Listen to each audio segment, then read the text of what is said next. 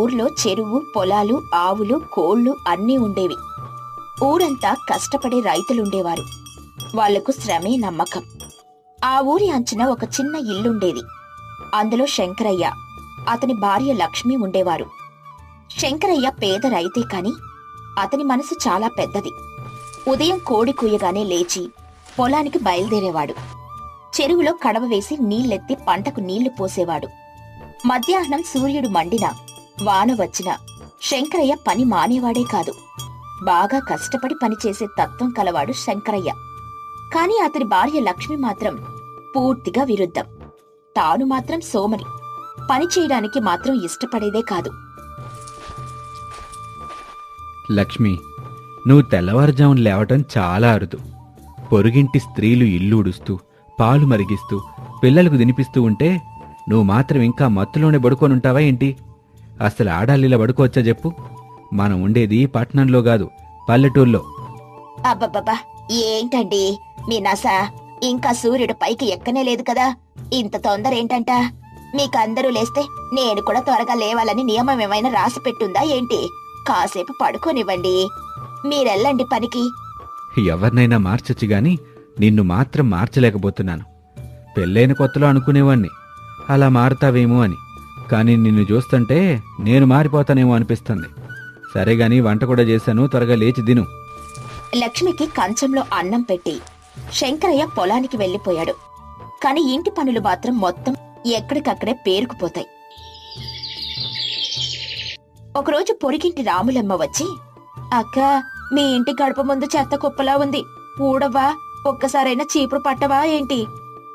ఏముందిలే, గాలి వీస్తుంది, ఆ గాలితో ఆ చెత్త తోసుకుపోతుందిలే. అక్కడున్న వాళ్ళందరూ కూడా ఆ మాటలు విని నవ్వుకున్నారు. ఒకరోజు గ్రామంలోని స్త్రీలు చెరువు దగ్గర బట్టలు కడుగుతూ ముచ్చట్లు చెప్పుకుంటున్నారు. అందరి చర్చల్లో ఒకటే, లక్ష్మి సోమరితనం. అయ్యో, శంకరయ్య లాంటి మంచి మనిషికి ఇలాంటి భార్య ఎందుకు దొరికిందో? ఆమె వల్ల అతనికి కష్టం వచ్చింది, ఇంకేం లేదు. ఆడవాళ్ళు అలా బద్ధకంగా ఉంటే ఇంట్లో పేదరికం పోదు. అదంతా వదిలేలే, ఇంటి పని చేయడం కూడా కష్టమే అని నెపం పెడుతుంది. ఏదో ఒకరోజు ఆ శంకరయ్య తప్పక గద్దె బెక్కబోతాడు, లక్ష్మి తప్పక మారుతుంది. లక్ష్మి కోసం మనం మాట్లాడుకునేవి రోజు వినబడేవే కాని లక్ష్మి మాత్రం ఒక చెవితో విని మరొక చెవితో వదిలేస్తుంది. ఒకరోజు శంకరయ్య పొలం నుండి వచ్చి లక్ష్మితో ఇలా అన్నాడు. లక్ష్మి, ఈరోజు ఇంట్లో బియ్యం తక్కువగా ఉన్నాయి. బియ్యం కొనే వరకు రేపటికి కనీసం కొంచెం పప్పు రుబ్బు పెట్టు, ఒకరోజైనా కలిసొస్తుంది. అయ్యో, నా వల్ల కాదు. ఇంత పని నన్ను చేయమంటావా ఏంటి? రుబ్బడం మాత్రం నాకు చాలా కష్టం. నువ్వే ఎక్కడో ఒకటి చూసుకో. బియ్యం తీసుకొని వస్తే వండుతా, లేకపోతే పస్తులుండాల్సిందే. శంకరయ్య అక్కడి నుండి నిశ్శబ్దంగా వెళ్లిపోయాడు. ఇలాగే రోజులు గడిచిపోతూ ఉన్నాయి. అతని చెమటతో పండించిన ధాన్యం, అతని కష్టంతో వచ్చిన కాసులు వృధాగా పోతున్నాయి. ఒకసారి గ్రామంలో పెద్ద జాతర జరిగింది.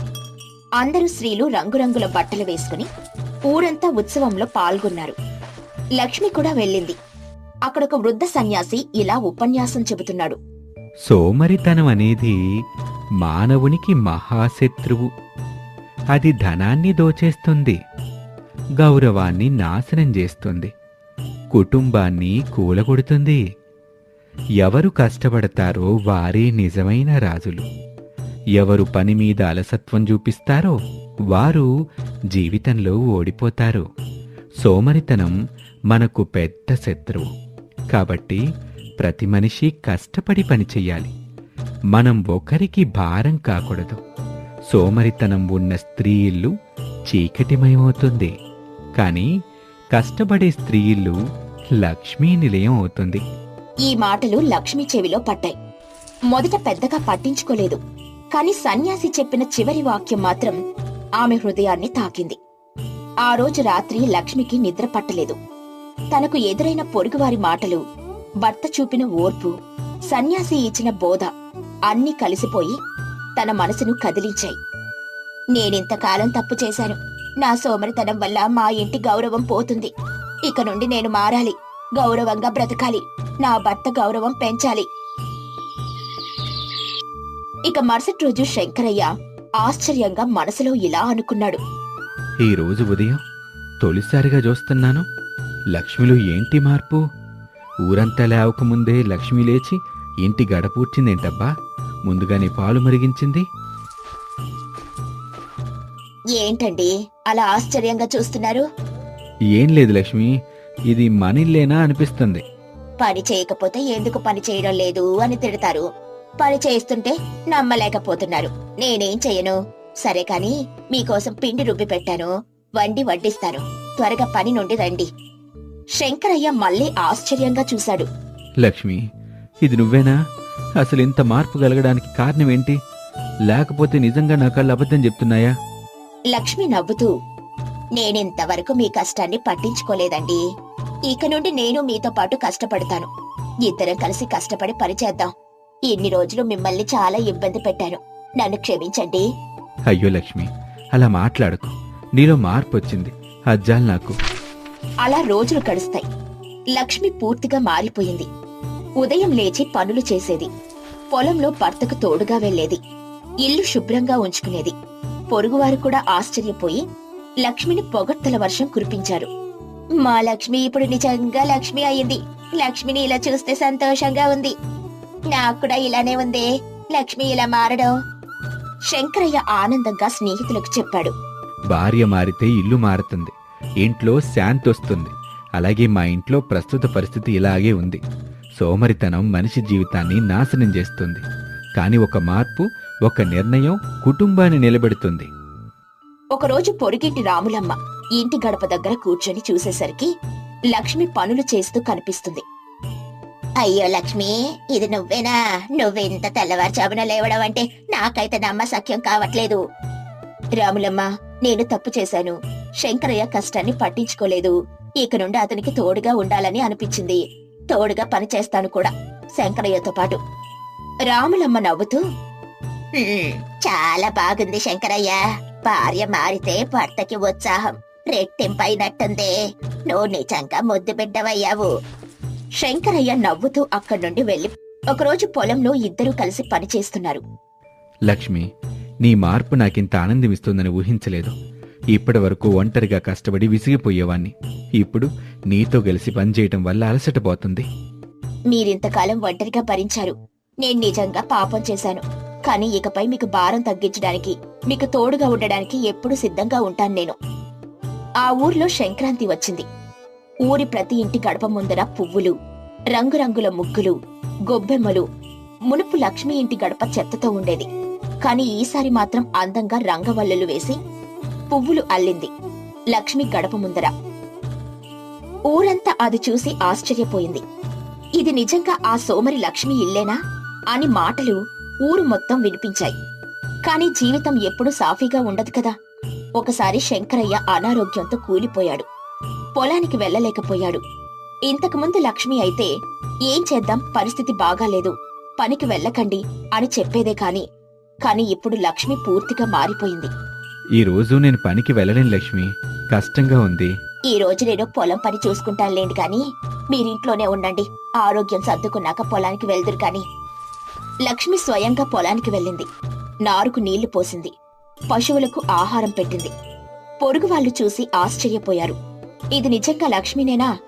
ఇక ఈ ఇంటికి పేదరికం దూరం అని అనుకున్నారు. ఇక ఈ కథలోని నీతేంటంటే, సోమరితనం మనిషి జీవితాన్ని నాశనం చేస్తుంది. పని మానేసినవాడు గౌరవం కోల్పోతాడు, సంపదని కూడా కోల్పోతాడు. చివరికి కుటుంబాన్ని చీకట్లో నెడతాడు. కష్టం చేసిన వాడే గెలుస్తాడు. భర్త చెమటతో జీవనం సాగిస్తే, భార్య కూడా తోడుగా కష్టపడితే మాత్రమే ఇల్లు నిలుస్తుంది. ఎంత సోమరితనం అలవాటైనా ఒక నిర్ణయం, ఒక స్ఫూర్తి వాక్యం మనిషి జీవితాన్ని మార్చగలదు. కుటుంబంలో భార్య పాత్ర గొప్పది. భార్య కష్టపడితే ఆ ఇల్లు స్వర్గమవుతుంది. భార్య సోమరితనం చూపితే ఆ ఇల్లు నరకమవుతుంది.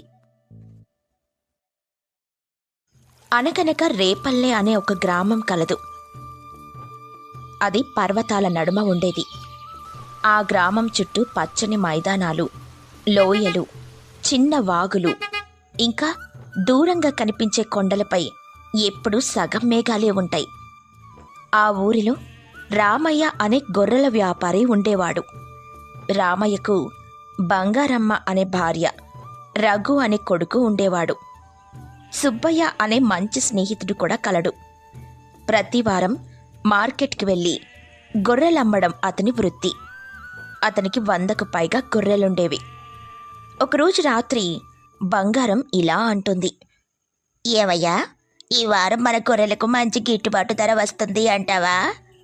వారానికి ఒకలా ఉంటుంది. అది కూడా మన అదృష్టమేనయ్యా. రఘు స్కూల్ నుంచి వచ్చాడు, ఇంకా కనిపించడం లేదేంటి?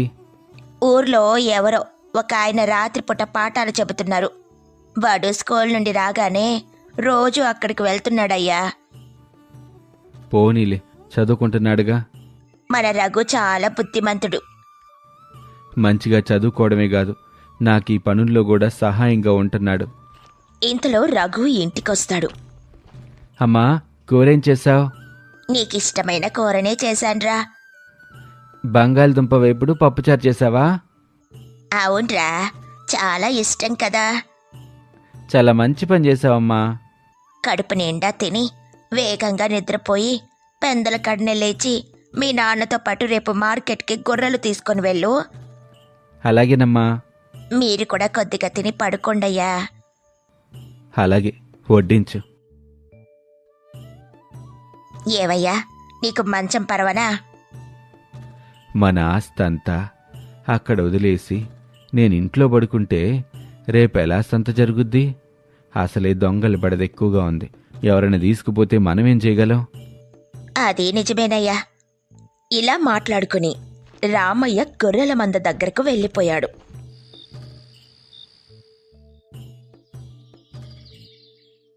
రఘు నిద్రలేచాడా? లేచాడయ్యా. గొర్రెలను బయటికి తీసుకొనొచ్చారా? మనం బయలుదేరదామా రఘు? అలాగే నాన్నా. ఇలా కొంత దూరం వెళ్తూ ఉండగా ఒక్కసారిగా అకస్మాత్తుగా ఆకాశంలో నల్లగా మేఘాలు, కారు మబ్బులు కమ్ముకున్నాయి. అది చూసి రామయ్యకు చాలా భయంగా ఉంది. కానీ ఈరోజు మంచి గిట్టుబాటు ధర ఉంటుందని నమ్మకం కూడా ఉంది. రామయ్య, రఘు గొర్రెలను తీసుకుని వెళ్లడం చూసి సుబ్బయ్య ఇలా అంటున్నాడు, ఒరే రామయ్య, వాతావరణం బాగోలేదురా. ఇలాంటప్పుడు మీరు మార్కెట్కి వెళ్ళటం అంత సురక్షితం కాదు. వర్షం పడితేనే వ్యాపారం చురుగ్గా ఉంటుంది. పైగా రైతులకి చేతికి డబ్బులు వచ్చినప్పుడే గొర్రెలు కొనుక్కుంటారు. వ్యాపారం గురించి నాకంటే నీకే బాగా తెలుసు. అందులో అనుభవం ఉన్నవాడివి కాబట్టి నీ ఆలోచన ప్రకారమే చెయ్యి. సుబ్బయ్య రామయ్య మధ్య సంభాషణ ఇలా జరుగుతూ ఉండగా చిన్న చిన్న చినుకులు మొదలయ్యాయి. నాన్నా, ఇప్పుడు వీటిని మనం ఎక్కడికి తీసుకువెళ్తాం? ఈ రోజు వెళ్ళకపోతే అవకాశం పోతుందిరా, మళ్ళీ రాదు. అయితే మరి ఇప్పుడు ఏం చేద్దాం? అలా ముందుకెళ్తా ఉంటే అక్కడ ఏదైనా గుహ లాంటిది ఏదైనా కనిపించిద్దేమో చూద్దాం. అందులో కొద్దిసేపు ఉంచుదాం. అలాగే చేద్దాం నాన్న. ఈ లోపల చిన్న చినుకులు పెద్ద వర్షంగా మారి గుట్టలు, వాగులు, లోయలు నీటితో నిండిపోయాయి. రోడ్లంతా జలమయమయ్యాయి. వర్షంలో గొర్రెల్ని నడిపించటం అంత సులభం కాదు. ఏంటి నాన్న, ఒక్కో గొర్రె వేరే వేరే దిశల్లో పరిగెడుతున్నాయి? ఈ వర్షం వల్ల గొర్రెలు సరిగా నడవలేకపోతున్నాయి, జారి పడిపోతున్నాయి. అందుకే అవి అలా నడుస్తున్నాయి. అదిగో నాన్న, మీరన్నట్టుగానే అక్కడ ఒక గుహ కనిపిస్తుంది. వర్షం తగ్గే వరకు అక్కడే ఉందాం. రామయ్య కర్రతో గొర్రెలను మెల్లగా టపటపా కొడుతూ వాటిని క్రమపరుస్తూ వాటిని ఆ గుహ వద్దకు తీసుకెళ్లారు. ఎలాగో ఒకలాగా వీటిని ఇక్కడికి చేర్చాం. వర్షం తగ్గాక నెమ్మదిగా వెళ్దాం. సుబ్బయ్య మామయ్య చెప్పినట్టు వచ్చే వారం వెళ్తే బాగుండేది. ఈ వర్షంలో మనకేంటి నాన్న ఈ తిప్పలు? హరి రఘు, నువ్వు చిన్నపిల్లాడివి. కష్టం లేకుండా లాభం అనేది ఊరికే రాదురా. అది నిజమేనన్నా. మా గురువుగారు కూడా మీరు బాగా కష్టపడి చదివితేనే మంచి ప్రయోజకులు అవుతారని చెప్తారు. పెద్దలు చెప్పిన ఏ మాటైనా మన జీవితాలకి ఉపయోగపడేది. వర్షం తగ్గినట్టుంది, ఇక మనం బయలుదేరదామా? సరే, వెళ్దాం. ఇలా రామయ్య, రఘు గుహలో ఉంచిన గొర్రెలను బయటికి తీసుకొనొచ్చి ముందుకు వెళ్తారు. వెళ్తూ వెళ్తూ ఉండగా మార్గమధ్యంలో ఒక వాగు కనిపిస్తుంది. నాన్నా, ఇప్పుడు మనం ఈ వాగుని ఎలా దాటగలం? నేనున్నానుగా, నువ్వేం భయపడకు. వాగంతా నిండుగా ఉంది. గొర్రెలు మునిగిపోయి కొట్టుకుపోతాయోనని నాకు భయమేస్తుంది నాన్నా. రామయ్య గొర్రెలను గుంపుగా ఉంచి కర్రతో నడిపించాడు. అతనికి నీళ్లు నడుము వరకు వచ్చాయి. కొన్ని గొర్రెలు నీటిలో మునిగిపోయాయి. రామయ్య ప్రాణం పెట్టి వాటిని బయటికి లాగాడు.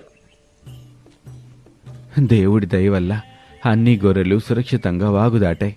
అవునాన్న, లేదంటే మనం ఎంత ఇబ్బందికర పరిస్థితి ఎదుర్కోవాల్సి వచ్చేదో. కష్టపడేవారికి దేవుడెప్పుడు మంచి చేస్తాలేరా. ఇక రామయ్య, రఘు ఇలా మాట్లాడుకుంటూ మార్కెట్ దగ్గరకు మెల్లగా వీళ్ళు వచ్చిన తర్వాత మరలా వర్షం ప్రారంభించింది. వీళ్ళ దగ్గరకు ఒక పెద్ద వ్యాపారస్తుడొచ్చి ఇలా అంటున్నాడు. ఈ గొర్రెలు బాగున్నాయి, ధర ఎంత? ఒక్కోటి 1000 రూపాయలు చొప్పునిచ్చి తీసుకెళ్ళండి అయ్యా. ఏంటి ధర మరీ ఎక్కువగా చెప్తున్నావు రామయ్య? నేను న్యాయంగానే చెప్పానయ్యా. ఈ వర్షంలో గొర్రెలు చాలా చౌకగా దొరుకుతున్నాయి. అదేంటయ్యా అలా మాట్లాడతారు? ఈ మధ్య వర్షాలు ఎక్కువగా కురుస్తున్నాయి. దానివల్ల గొర్రెలు తొందరగా జబ్బులు చేస్తాయి. ఇప్పటి వరకు అలా ఏమీ జరగలేదయ్యా. నాకు ఈ వ్యాపారమే జీవనాధారం. అంతా సవ్యంగా ఉంటే బానే ఉంటుంది. ఏదైనా అకస్మాత్తుగా సంభవిస్తే తట్టుకోలేం గదా. ఈ మాటలు విని రామయ్య ఇలా ఆలోచిస్తున్నాడు. ఒకవేళ ఈ వ్యాపారి వీటిని కొనుగోలు చేయకపోతే వర్షంలో బాగా తడిసి జబ్బులొస్తే మళ్ళీ నాకే నష్టం వస్తుంది. అందుకని కొంచెం ధర తగ్గించి ఇచ్చేద్దాం అని అనుకున్నాడు. మనం చెప్పిన దానికంటే కొంచెం తగ్గించముదా నాన్న? రాను రాను వర్షం ఎక్కువ అవుతుంది. అదే నేను ఆలోచిస్తున్నాన్రా. నాకేదో ఒక మాట చెప్పండి, లేదంటే వేరే దగ్గరికి వెళ్ళిపోతాను. మరెందుకయ్యా, ఒక గొర్రెకి 800 చొప్పున ఇవ్వండి. రామయ్య చెప్పిన దానికి అని నవ్వుకుంటూ ఇలా అంటున్నాడు. చాలా ఎక్కువ ధర తగ్గించావే. ఏంటయ్యా అలా అంటున్నారు? మరి కాకపోతే ఏమనాలి? చివరిగా మరో మాట అంటానయ్యా. ఏంటది? 700 రూపాయలు ఒక్కొక్క దానికి ఇచ్చి తీసుకెళ్ళండి అయ్యా. ఇంకెందుకులే, సరే తీసుకెళ్తాను. ఇలా ఎంతోసేపు రామయ్యకు వ్యాపారస్తుడికి మధ్య వర్షంలో బేరసారాలు జరిగి చివరికి గొర్రెలను అమ్మేశాడు. ఇంటికొస్తున్నప్పుడు దారిలో సుబ్బయ్య కనిపించి ఇలా అంటున్నాడు. ఏంటో రామయ్య, ముఖం అలా వెలిగిపోతుంది? వెళ్ళేప్పుడే చెప్పాను కదరా, గొర్రెలకి మంచి గిట్టుబాటు ధర వచ్చిందా? నేను అనుకున్న దానికంటే ఎక్కువకే అమ్మాను. వర్షంతో ఎంతో ఇబ్బందిని ఎదుర్కొంటూ వెళ్ళినందుకు మంచి లాభమే వచ్చిందిలే. నువ్వు నమ్మలేకపోతున్నావా? వర్షం చాలా బాగా పడుతుంది కదా, మార్కెట్ తక్కువ ఉంటుంది అనుకున్నా. అలా ఏం లేదురా. పోనీలేరా, మొత్తం అమ్మేసి చక్కగా ఇంటికి వచ్చేసావు. ఇప్పుడు సంతోషం. సరేరా, మళ్ళీ కలిసి మాట్లాడుకుందాం. ఉదయం వెళ్ళాం, మీ చెల్లి ఇంటి దగ్గర మా కోసం ఎదురు చూస్తా కంగారు పడుతుందో ఏమో. అయితే వెళ్ళిరండి. ఇలా రామయ్య, రఘు ఇంటికి చేరేసరికి రాత్రయింది. వీళ్ల కోసం గుమ్మం బయట బంగారమ్మ ఎదురు చూస్తోంది. ఏంటయ్యా, పొద్దుననగా వెళ్ళిన వారు ఇప్పటి వరకు ఇంటికి చేరనే లేదు? ఓ పని మీద బయటికి వెళ్ళాంగా, అంత తొందరగా రాలేం గదా. ఎంత భయం వేసిందో తెలుసా? అయినా ఇంత వర్షంలో వెళ్ళడం మంచిది కాదు. అవును, కష్టం లేకుండా డబ్బూరికే రాదు బంగారమ్మ. అలా అని నేను అనడం లేదయ్యా. ఈరోజు మన గొర్రెలు మంచి లాభానికి వచ్చేలే. అవునా? ఇదిగో డబ్బులు. ఇప్పుడు నాకు చాలా సంతోషంగా ఉందయ్యా. ఈ కథలోని నీతేంటంటే, పల్లె జీవితం అంటే వర్షం, ఎండ, గాలి, చలి మధ్య కష్టపడి సంపాదించే జీవితం. వర్షంలో ప్రయాణం కష్టమే గాని ధైర్యం చేస్తే విజయమే. దీనిని బట్టి మనం తెలుసుకోవాల్సిందేంటంటే, ధైర్యం ఉంటేనే జీవితం గెలుస్తుంది.